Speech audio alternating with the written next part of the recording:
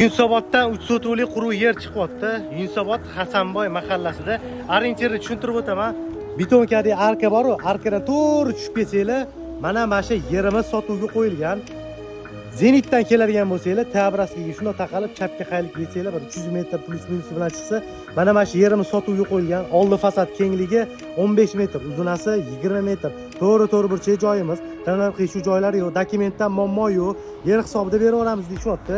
Yon atroflarni qarab keldim. Bu joylarda nijiloy помещение juda kam. Частный klinikada yoki stomatologiya, частный bog'cha qilib qo'yish uchun ham zo'r variant, chunki qidirib chiqdim, bunaqa sharoit yo'q. 15 metrga, uzunasi 20 metr. Planirovka, zo'r planirovkalarni ham qildirib qo'yishgan, o'shalarni ham qo'shib beramiz deyapti.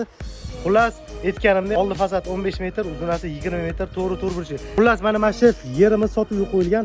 Narxi keladigan bo'lsa, shu turishida $110,000 starti deyaptilar. Kara qilsanglar $36,600 tushyapti. Sunnatiga yana savdosi ham bor. Egalar nomerini pastda qoldiramiz.